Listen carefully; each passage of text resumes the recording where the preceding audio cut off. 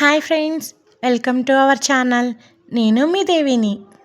Before వీడియోలో మీకు మహాలక్ష్మి అమ్మవారి జాతర అలాగే తీర్థం అనేది మీకు వీడియో పెట్టాను కదా. అక్కడేనండి శ్రీ మహాలక్ష్మి అమ్మవారి గుడి వద్ద అయితే అన్న సంతర్పణ ఏర్పాటు చేశారు. అన్న సంతర్పణకైతే నేను, అమ్మ, చెల్లి, పెద్దత్తయ్య అలాగే చిన్నత్తయ్య మేమందరం కలిసి అయితే భోజనానికి వెళ్ళాము. ఈవిడే మా పెద్దత్తయ్య అనమాట. ఆల్రెడీ ముందు వీడియోలో మా చిన్నత్తయ్యని చూసే ఉంటారు మీరు. ఈవిడే మా చిన్నత్తయ్య. మేమైతే అందరం కలిసి నడుచుకుంటూనే వెళ్ళాము. భోజనాల దగ్గరికి అయితే వచ్చేసాము. లైన్ చూసారా ఎంత పెద్దదైతే ఉందో. ముందుగా అమ్మవారిని అయితే దర్శించుకుని ఆ తర్వాత భోజనానికి అయితే వెళ్ళాం మేము. ఈవిడే శ్రీ మహాలక్ష్మి అమ్మవారు అనమాట.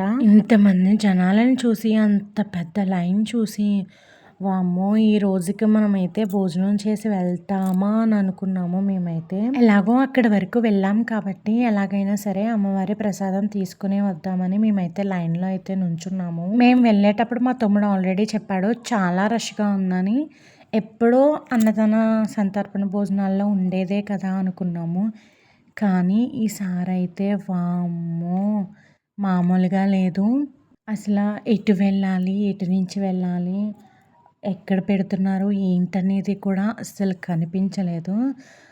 అమ్మో అక్కడికి వెళ్ళాక మా చిన్నత్తయ్య పెద్దత్తయ్య అయితే తప్పుపోయి మళ్ళీ రివర్స్లో వచ్చి వాళ్ళైతే ఎలాగోలా పెట్టించేసుకున్నారు. కొంచెం లేట్ అయితే అవుతుందని మేమైతే లైన్లోనే నుంచుని ఉన్నాము.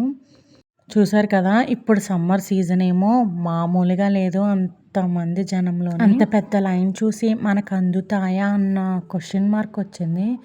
అంతలా అయితే అయ్యింది. చాలా ఫాస్ట్గా వడ్డించేశారు. మేము అనుకున్నంత కాదు కానీ కాసేపు అయితే లైన్లో వెయిట్ చేయాల్సి వచ్చింది. వెయిట్ చేసాము. ఎలా అయితే అమ్మ ప్రసాదాన్ని తీసుకునే వచ్చాము. అక్కడ భోజనాలు అయితే చాలా అంటే చాలా బాగా పెట్టారు. టేస్ట్ కూడా అలాగే చాలా బాగుంది. ఐటమ్స్ అయితే అన్నవరం ప్రసాదం, పరవన్నం, పులిహార, బిర్యానీ, కర్రీ, రైస్, సాంబార్, పెరుగు ఈ ఐటమ్స్ అయితే వేశారు. 12:30 to 1:30 లోపు వెళ్తే మాత్రం ఇలాగే చాలా అంటే చాలా రష్ ఉంటుంది. అదే 1:30 ఆఫ్టర్ అయితే కొంచెం ఫ్రీ అయితే అవుతుంది. మేము వెళ్ళినప్పుడు అయితే చాలా అంటే చాలా రష్గా ఉంది. ఎలా రావాలో కూడా తెలియలేదు లోపలికి. అదే ఇప్పుడైతే మేము ఇంటికి వచ్చేటప్పుడు అయితే కొంచెం ఫ్రీ అయింది. అంతమంది జనంలో అంత రష్లో భోజనం చేసి వచ్చేసరికి మేము మొత్తం తడిచిపోయాము. ఆ పెద్దత్త చిన్నత్త తప్పిపోయారని చెప్పాను కదండి, వాళ్ళైతే భోజనం చేసి వెళ్ళిపోయారు.